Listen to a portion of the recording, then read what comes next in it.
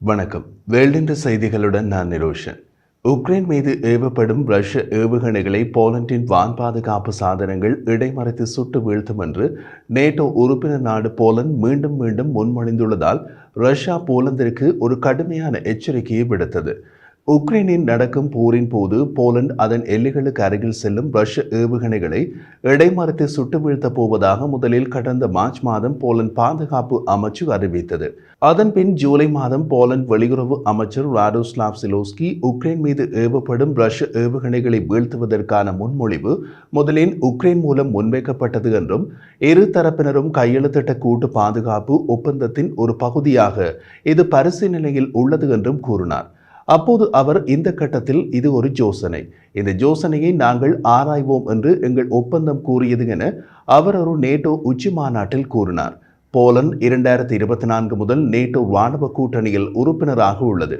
இப்போது போலந்து வெளியுறவு அமைச்சர் பிரிட்டிஷ் ஊடகத்திற்கு கொடுத்த பேட்டியில் உக்ரைன் மீது ஏவப்படும் ரஷ்ய ஏவுகணைகள் எமது நாட்டின் தேசிய பாதுகாப்புக்கு அச்சுறுத்தலை ஏற்படுத்துகிறது, அதனால் அவற்றை சுட்டு வீழ்த்துவதற்கு எமக்கு அனைத்து உரிமைகளிலும் உள்ளன என்று தெரிவித்தார்.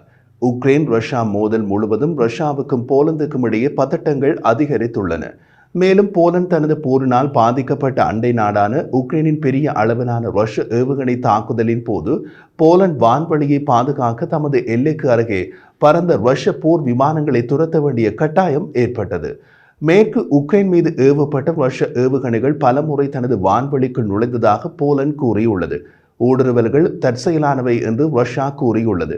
இப்படி இரு தரப்பினருக்கும் இடையே ஒரு முருகல் நிலையுள்ள நேரத்தில் தான் போலந்து வெளியுறவு அமைச்சர் ராஸ்டோஸ்லாவ் சிகோர்ஸ்கியின் பேட்டி பிரிட்டிஷ் ஊடகத்தில் வெளியாகியுள்ளது.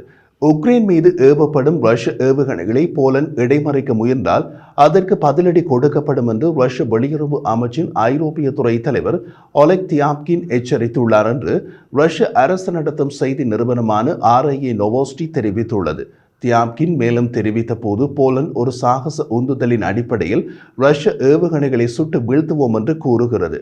உக்ரைன் பிரதேசத்தில் இருந்து ரஷ்யாவுக்கு வரும் இராணுவ அச்சுறுத்தல்களை நடுநிலையாக நமது ஆயுதப்படைகள் சட்டபூர்வமாக நீண்ட தூர ஆயுதங்களை பயன்படுத்துகின்றன.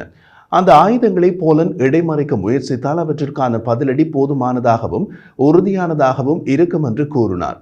உக்ரைனுக்குள் ஏவப்படும் ரஷ்ய ஏவுகணைகள் சட்டபூர்வமானவை என்று குறிப்பிட்ட ரஷ்ய வெளியுறவு அமைச்சு அது ரஷ்ய சட்டமா அல்லது சர்வதேச சட்டமா என்பதற்கு விளக்கம் கொடுக்கவில்லை. போலந்து வெளியுறவு அமைச்சு செய்தி தொடர்பாளர் பாவல் ஃப்ரான்ஸ்கி உக்ரைனிய செய்தி நிறுவனமான உக்ரைன் ஃபார்மிடம் கூறிய போது மார்ச் மாதம் உக்ரைன் மீது ஏவப்பட்ட ரஷ்ய ஏவுகணைகளை போலந்தின் வான்வெளியில் நுழைந்ததை தொடர்ந்து எமது நாட்டில் இது பற்றிய விவாதங்கள் தொடங்கின. 1200 அடி உயரத்தில் மணிக்கு 500 மைல் வேகத்தில் பறந்த ரஷ்ய ஏவுகணை ஆசர்டோவ் கிராமத்திற்கு அருகே 39 வினாடிகள் போலந்தின் வான்வெளிக்கு நுழைந்தது. அது எமது தேசிய பாதுகாப்புக்கு அச்சுறுத்தலை ஏற்படுத்தியது என்றார். அதே வெளியுறவு அமைச்சு செய்தி தொடர்பாளர் போலந்து தனது வான் பாதுகாப்பு அமைப்புகளை உக்ரைனுக்கு அனுப்புவதற்கான சாத்தியத்தை நிராகரித்தார்.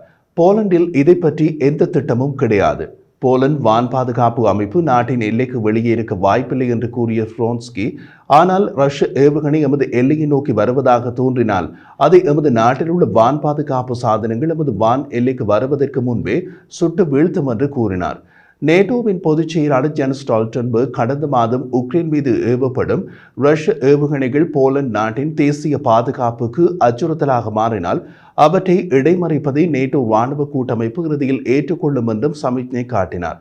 அவர் மேலும் கூறிய போது நேட்டோ உக்ரைனை தொடர்ந்தும் ஆதரிக்கும். நாங்கள் இப்போது எங்கள் ஆதரவை அதிகரித்துள்ளோம், ஆனால் நேட்டோவின் கொள்கை மாறாமல் உள்ளது. உக்ரைன் ரஷ்யா மோதலில் நாங்கள் நேரடியாக ஈடுபட மாட்டோம். ஆனால் ரஷ்ய ஏவுகணை நேட்டோ வான் பகுதியில் 1 மீட்டர் ஊடுருவினால் கூட அது நேட்டோ நாடு ஒன்றின் மீது நடத்தப்பட்ட தாக்குதலாகவே பார்க்கப்படும். அதில் எந்த மாற்றமும் கிடையாது. அப்படி நடக்கும் போது நேட்டோ பாதுகாப்பு விதிமுறைகளுக்கு ஏற்ப விதத்தில் நடவடிக்கை எடுக்கப்படும் என்று தெரிவித்தார்.